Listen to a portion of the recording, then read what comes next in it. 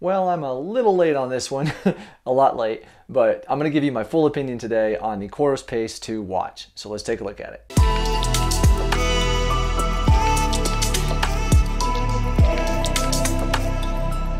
Firstly, let's get this out of the way. Coros did send this watch to me to review. I did not pay for it, but Coros does not get to see this video first.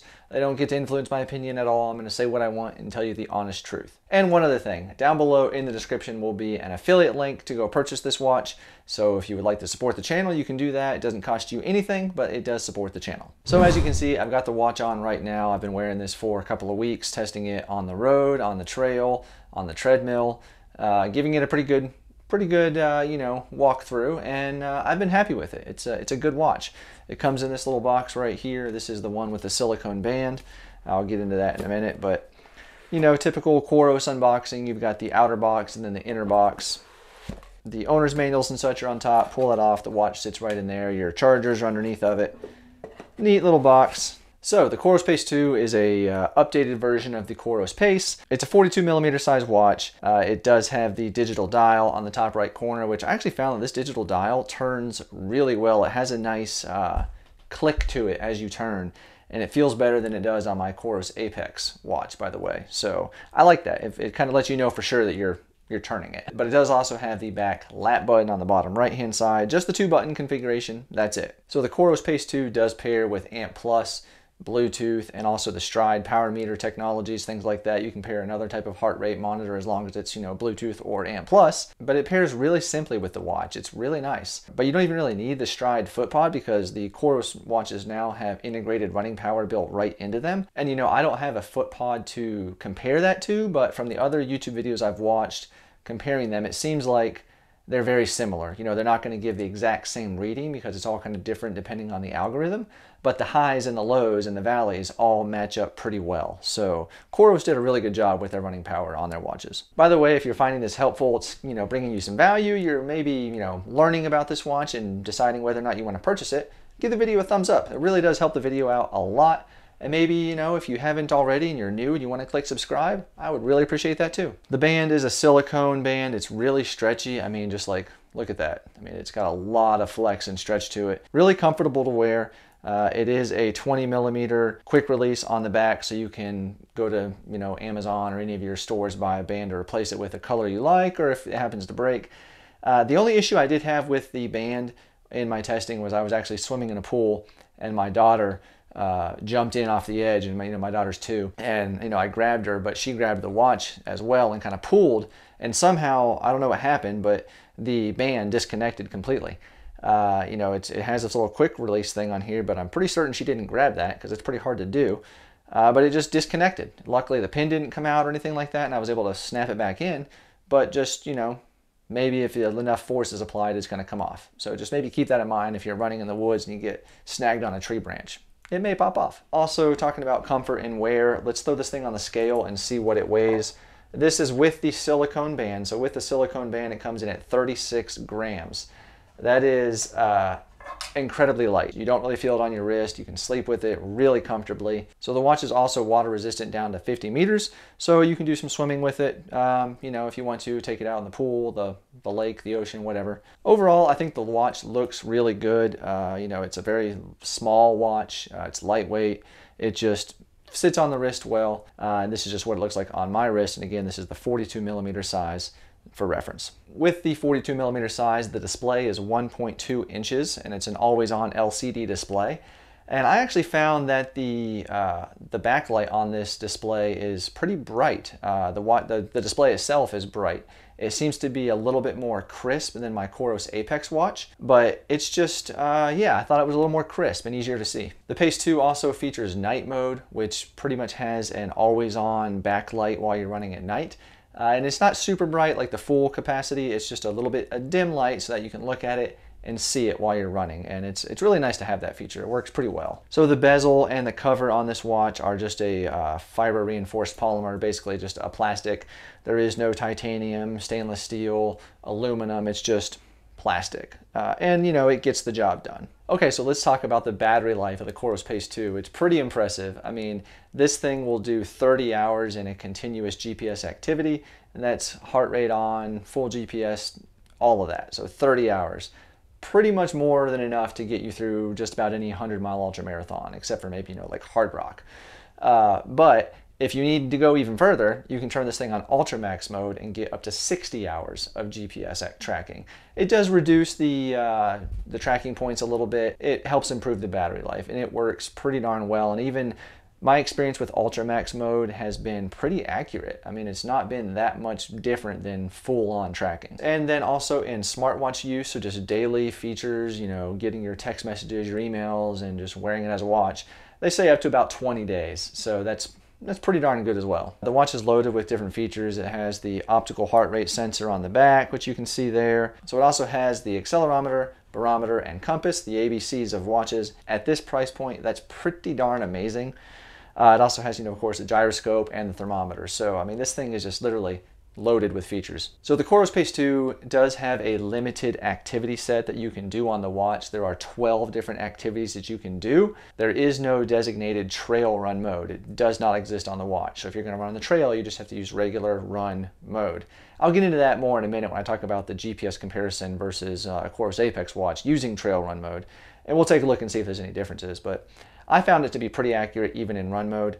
But there's also no hike mode on this watch. So if you're a walker that typically uses the hike feature, because there's no walk mode, there's no hike mode, you pretty much just have to use run, which is a little bit of a negative, because I know there's a lot of people out there that do walking and they want to track it with their watch. But it is a multi-sport watch too, so you can use this for a triathlon, which is pretty cool at that price point. One of those activities is also a strength training mode. So with Coros and through their app, you can design your own custom structured workouts. You can pick certain parts of the body you want to work out, select certain exercises, and then the watch will guide you through those as you do them. And what's really cool is at the end you can kind of see what they call a muscle heat map, and it tells you which muscle groups you worked. And the brighter the red, the more intense the workout. The lighter red means you didn't work it out very much. But it's pretty cool. It's just kind of handy to see, oh, well, maybe this muscle group, needs a little bit more work, and you can kind of tailor your next workout to that. So it's a handy little feature that all the Coros watches do. And of course, it does work with the new Coros Evo Lab, which is pretty cool. It gives you the running performance, the fatigue level, and the recovery,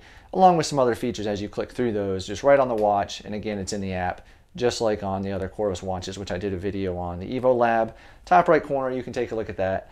And it just works really well. Okay, so before we get into the GPS comparison, heart rate comparison, we got to talk about the biggest negative with the Coros Pace 2. So this watch has absolutely zero navigation features. There is no breadcrumb trail. There's not even a back to start feature. So if you want to use this for trail running, remember there's no trail run mode. You have to use run. But if you want to do that, go in the woods, and then you maybe took a turn and turn here, and you're like, oh crap, I don't remember where I am. You can't turn back to start on. It's not an option. You just got to figure out your way back. So if you're going to do some stuff in the woods, think about that for sure. You also cannot upload a GPX file to this. So like I said, there's no breadcrumb trail navigation, which is how you utilize those GPX routes with Coros. But you cannot upload that to the Pace 2 at all. So just know that about the watch going into it. There's no navigation like at all. Another negative with this watch, there's no winter sport modes. There's no skiing, no any of that. So if you're a skier or any kind of winter sport person, this might not be the watch for you. Okay, so now that the couple of negatives are out of the way, let's talk about the GPS accuracy and the heart rate accuracy. I wore this watch with my Coros Apex 46mm watch. I used it on trails and and on the road. We'll take a look at two activities and see how they did. All right, so this is a trail run with the Pace 2 in orange and the Apex in blue.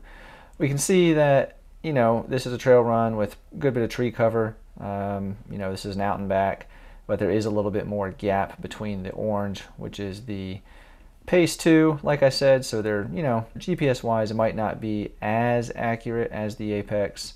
A little bit of squigglies going on there for some reason. Not sure what happened there. But as you can see, there's nothing like crazy about it. So for not having a trail run mode and not being a trail running watch, it does pretty darn well trail running. From that same activity, this is the heart rate and the altitude. As you can see, the elevation gain, with this one not being a trail running feature, it's dead on with the Apex, which has the trail running feature. It's just really good looking for altitude. Heart rate, we see some differences here. We've got the Pace 2 in the red and the Apex in the purple. A couple of spikes here by the Pace 2. A big difference here. Not sure what caused that, but another couple of differences here. All in all, you know, it's a wrist-based system, so not terrible. As you can see, this is just on the road, no real crazy tree cover, just pretty open. But as you can see again, that Pace 2 in the orange on the out and back does have a little bit more gap between it, whereas the blue apex is just about right on top of itself, which is pretty cool. But there is a little bit more drift in the orange of the Pace 2. Nothing crazy though, looking at it. I mean, it's on the road. It's doing the corners well. Let's zoom in here and see. You know, both of them do the corners fairly well. The Pace 2 and the orange, again, is just a little bit more off. It's pretty darn good. And now looking at the heart rate for the same route we just looked at, we can see both watches kind of spiked up and then came down. And again, the Pace 2 is in red, apex in purple.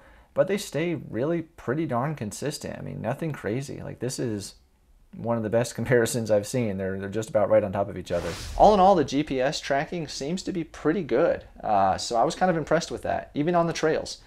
The heart rate, it has the same negative as the Coros Apex 46mm or 42mm watch. It has the same heart rate sensor on the back.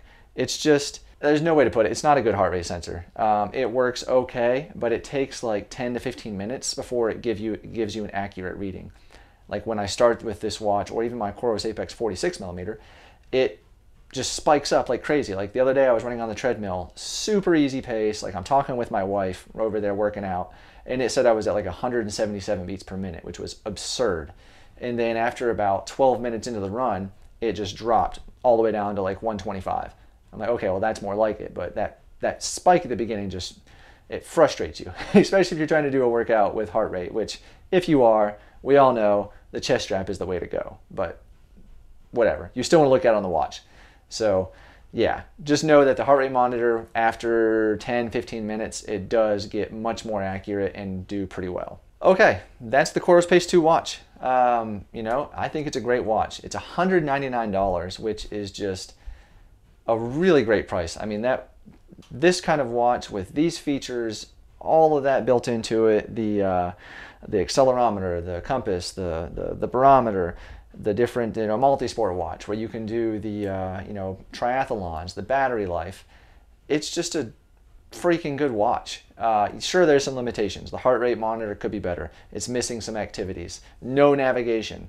But at that price point, if you're a road runner, I mean, this watch is great. Highly recommend it. But somebody who this watch might not be for would be somebody that primarily runs on trail or does ultra marathons, and you will need to put a GPX file into your watch so you can navigate a course or just a training run. You can't do that with this, so that's a big deal. So certainly look that up before you go buy the watch. Don't expect to put a GPX file on this watch and then get disappointed. You know, so hopefully this is helping you make that decision. But like I said, down below in the description, there is a link. You can go purchase this watch. It is an affiliate link. It helps support the channel. It doesn't cost you anything. So you can check it out on Amazon and get it shipped right to your house. But yeah, that's going to do it. So, you know, let me know down below. Do you have the Coros Pace 2? Have you used other watches out there similar in price? What do you think of it? Did you like the watch? Drop your comments down below. I'm curious to see what you guys think. But that's going to do it for this review. Thank you for watching. I appreciate you all. If you want to take a look at the Coros Apex Pro video, it's going to be right over here on this side of your screen. And then over here will be a playlist of other Coros videos, the you know, the Vertix, the Apex, breadcrumb trail navigations, those types of things. Right over there. Go take a look at those. Thanks for watching, and I'll see you on the next one.